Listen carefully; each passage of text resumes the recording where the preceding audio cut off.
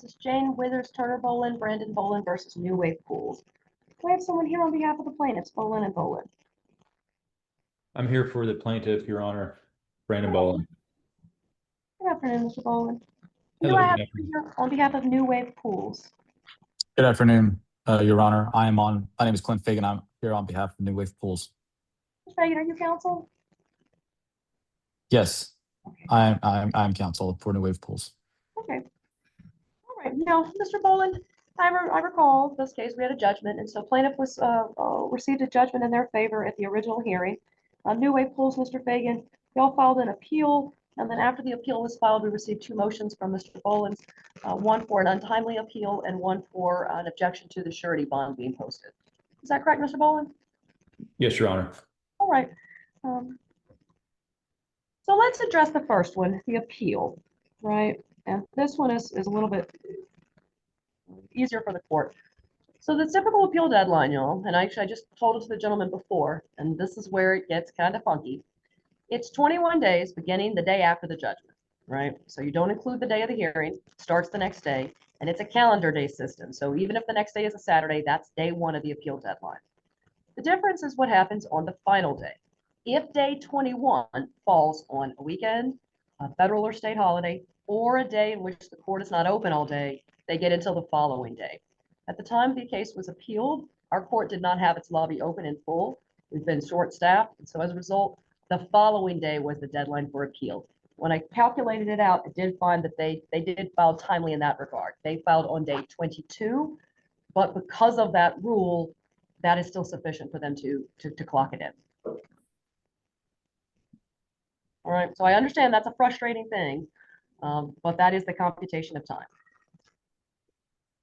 Mr. Bolin, did you have anything that you found that contradicts that for justice courts? And I will say the rules for county and district are different than the rules for justice court. And part of the reason for that is that a justice court is not a court of record. You know, we don't have a transcript.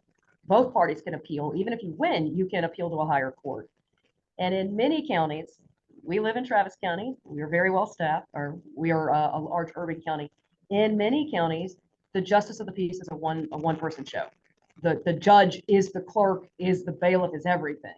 And so the rules were written to allow those courts, which may really only be open 1 or 2 days a month, to give parties sufficient time the following day. Your Honor, if I may, the one issue I take is that in this situation, it really didn't have to do with the hours that the court was open because this was e-filed, as you'll see. And, you know, notarized and stamped on the 29th as well. Mm-hmm. I still, it's within their, it's on the 22nd day. So for me, it qualifies. Okay. Okay.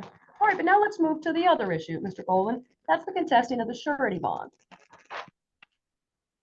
Bolin, and let me go ahead and swear parties in. I understand Mr. Fagan is counsel, but Mr. Fagan, is your client with you or anyone who's going to be representing New Wave? My client is not with me currently, no. All right, well, then you won't have any personal testimony for it, but Mr. Bolin, let me swear you in. Well, raise your right hand for me. Understand that as a party to the court offering testimony, you swear to tell the truth, the whole truth, and nothing but the truth under penalty of perjury. You so swear? I swear, I do. Thank you, Mr. Bolin. All right.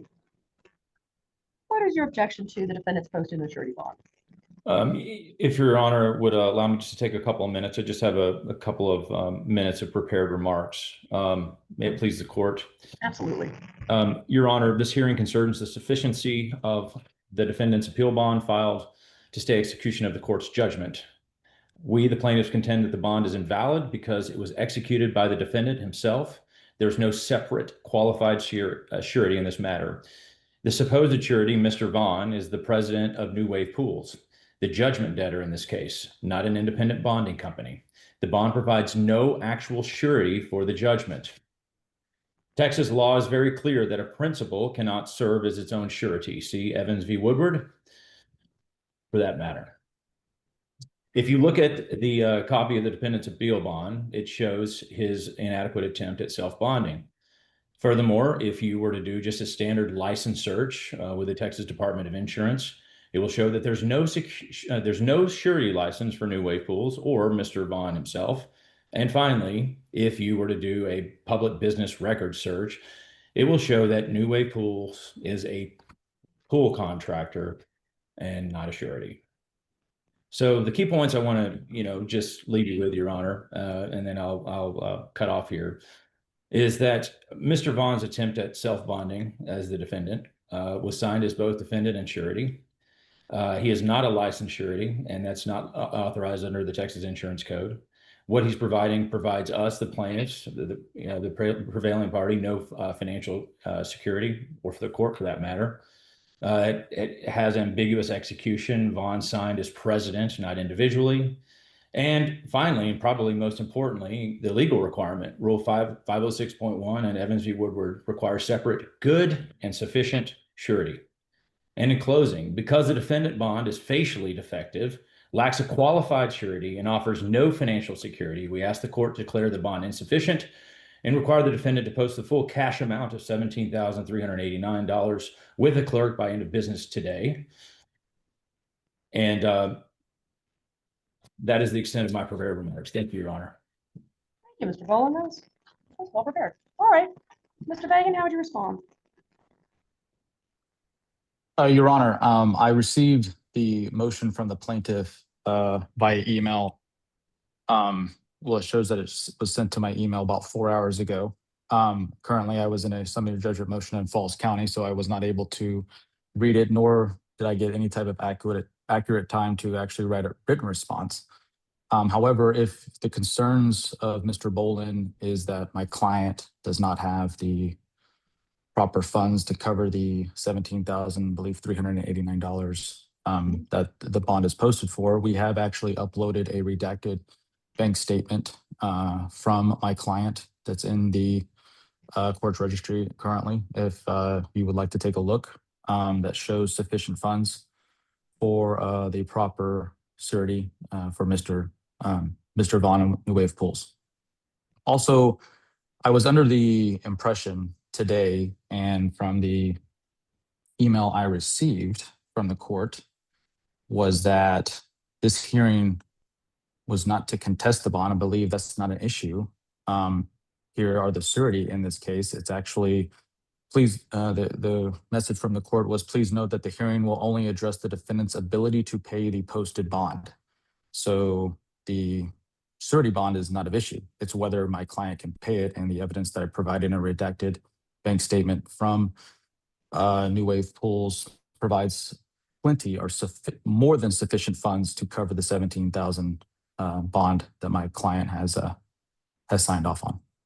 Yep. Is it correct that your client is assuring his own bond? Well, it's New Wave Pools. It is, yes.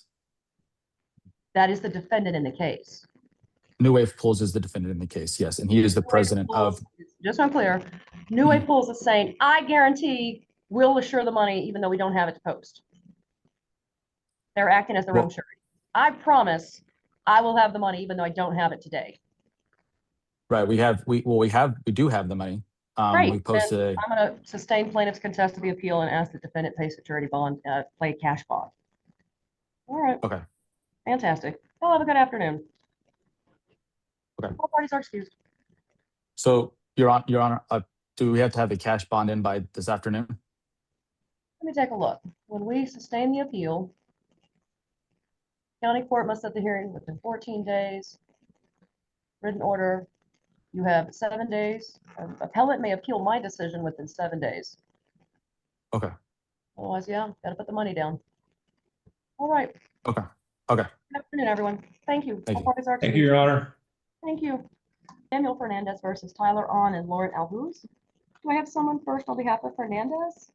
Here, Your Honor. Good afternoon. Thanks for being with us. Do I have someone on behalf of Tyler On? Yes, here, Your Honor. Good afternoon. Thank you. Do I have someone here on behalf of Lauren Alhuz? Yes, Your Honor. Good afternoon. Good afternoon, Your Honor. All right. Now, I'm going to take care of one small matter before we begin with plaintiff's information. I did receive some information between the defendants that are co-defendants today that apparently y'all had a relationship in prior years that has been concluded and settled through an Oregon court. Is that correct? That's Yes, correct, Your Honor. All right. I did take a look at that court order, so thank you for sending it over. Specifically within that order, what I can see is that order, I understand, limits kind of y'all's ability to communicate. It does not prevent you from being co-defendants from a third party, though. It does mean, though, that if you need to communicate with each other, you're kind of limited in how to do that as co-defendants, but it would not prevent the case from going forward in and of itself, right? Mr. Fernandez can bring that action against both of you if he has a reason to do so. Yes, Your Honor. All right. I think, did we also receive a continuance request from someone here today? I think my clerk told me we got a last one. Yes, Your Honor. Myself, Your Honor. All right. Typically what we do, and I'll give all three of you this information. So each judge gets to make their own sort of small local rules for their court's operations. And it's always been my process since I was elected judge here that for both parties, or in this case, all three parties, a continuance, a first continuance would be an automatic grant. It is not uncommon for people to sometimes think it will go away or otherwise need additional counsel. Certainly, since I've given some information today to the co-defendants about that the case can proceed, but you might need to do some specific ways of, well, I don't know what the case, if you need to coordinate a defense or you might need to share information, but because of the order from another state that is valid and we would uphold it, it's going to require a bit more effort for that to happen.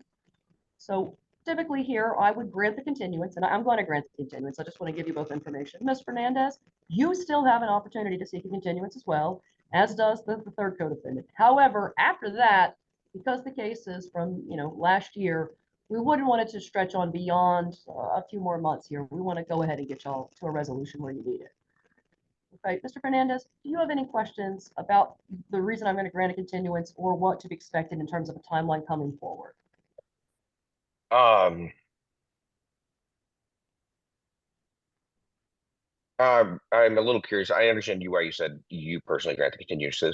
From my side, it just is the same that's been happening to me. I keep dragging out, so it's like, okay, Oh, I we're just understand that. That is a common complaint. I do understand. There's reasons though. There's reasons for it. But I'll give y'all all some more information. So certainly, if you have any, like you've kind of been patient and listened along today, if you have any exhibits, you can email them to the court if they are of sufficient sort of a PDF size, and we can bring them in that way. If you have a lot of data that's like a video or lots and lots of photos, we would all much more appreciate just mail those in or bring us an actual binder, and I'll just pull that out there in here and look at it. Also, right now we are meeting via Zoom, but in January I'm going to return to in-person hearings for our trials by court.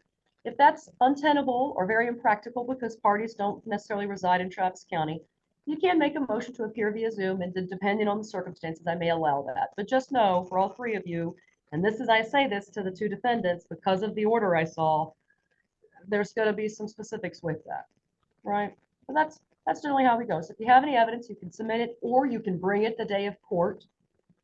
If you wish to ask for what's known as discovery, like I'd like them to give me copies of a contract or copies of photos that they have in their possession, you have to ask in justice court. You've got to ask me first for that, and I'll review it, make sure you're not asking for like, give me every photo of them in their childhood. And I've seen some very interesting requests. So we would review it. And typically I would grant some level of discovery. Depending on what it's asked, I might even hold a Zoom pre-trial like this to say, Mr. Fernandez has asked for these documents. I'm going to grant those. And in addition, I'm going to do this. I'm not going to do that. And then we would give you a timeline for when that needs to be done. All right. I will say, because I'm explaining all this now, if you came to me the day before the trial and said, Judge, now I want discovery, I'd probably say no, because I have warned you about how to do that in advance so that we don't keep delaying just because we're playing, well, I'm not saying you're playing any games, but sometimes without meaning to, it kind of drags it out. We don't want to do that for any of the three of you. All right. And Right now, Your Honor, how long is the continuance for? typically we reset for 30 days, 45. Because it's the holiday season, I got a feeling you're probably going to see a January setting. And then if there was a continuance, it would be into the end of February. We're not going to let this go up beyond about April or May though, right? Because we're giving y'all warning now. Y'all can start the process for that. All And right. if one thing on that, I do have some larger obligations in that winter area.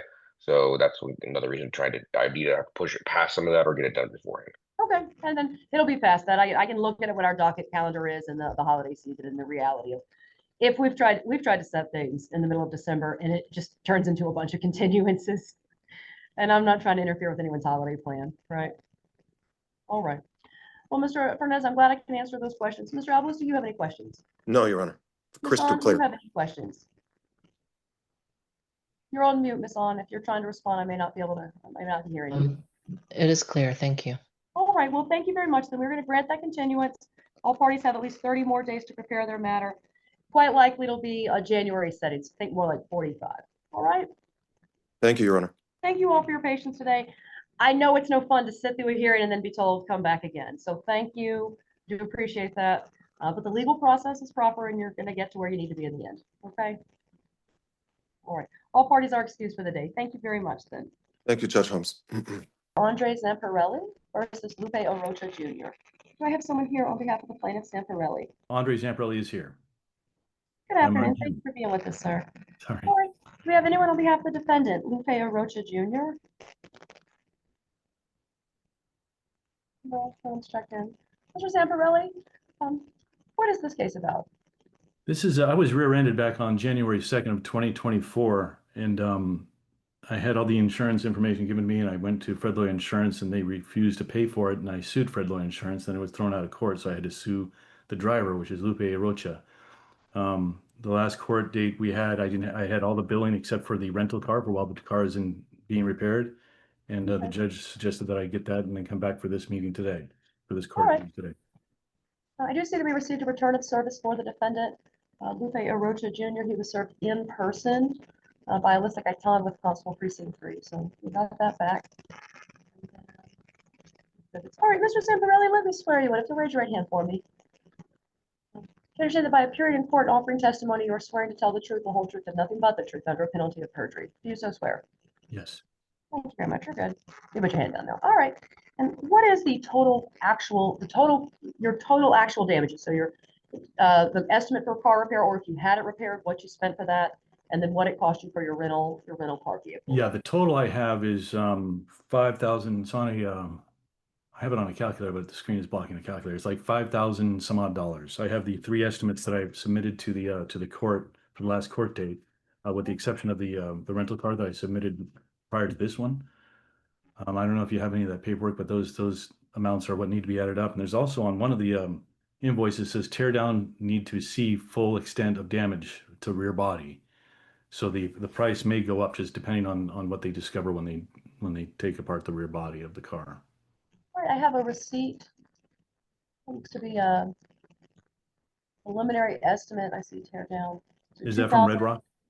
$2,487.59. Which one? How much? This one is from a Lexus dealership. I think it's Round Rock Collision. And at the bottom, it says grand total $2,487.59. Yes, that one I have. Okay. And there's also a Lexus invoice for the rear sensors, the sensors for the bumper. All right, $22.02 for that one. I see that. And then the rental car came to $320.47. I see that as well. $18. That was pretty good. You got $18 a day. I know. I was shocked. I was like, what kind of car is it? No.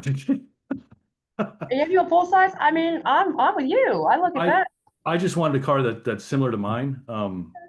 And yeah, the one, I've got a Lexus ES350, so it's a 4-door car, and that's what I needed to get. So they gave you the Toyota version, huh? Yeah, which is okay. Texas or Toyota and Lexus are the same. Oh yeah. Just spelled very different. reliable, at least. That's what I hear from people. That's Yeah, not a the mileage is incredible on that car. I mean, I've been shocked on how good the mileage is. All right. Well, Mr. Zamparelli, when I add those three together, I calculated $5,019.22. Yes. Okay. And it could go up just based on what they do when they take apart the rear end to make sure there's not further damage. All right. Well, Mr. Zamparelli, by seeking a judgment today, this would end your right to seek any additional damages. Are you okay with moving forward then? Yeah, I suppose. I mean, I can't imagine the car is running fine, so I can't imagine there's as much damage past what's visible. All right. Well, then the court would award you today the judgment for the plaintiff, $5,019.22. In addition to that, you do get the cost of court. So would it cost you to file the case and to serve the defendant? That will be included with the judgment. And then all of that would accrue interest at the current statutory rate of 7.25%, so 7.25% that accrues annually. And then, Mr. Zamparelli, we will send out notice of that judgment to you and to the defendant. You and the defendant have 21 days to file an appeal. If no one does any appeal, the judgment becomes final, and then you can move forward with it. All right. Okay, I do have a question though. Since Fred Loya has refuse to fix my car, am I gonna have any issues with them sending me the money or fixing my car? That I cannot answer, Mr. Okay. Zamparelli. I can't. I just know that you have proven your case to me sufficient today to receive a judgment. Okay, perfect. All right, good luck to you, sir, but you're all excused. Thank you. Thank you.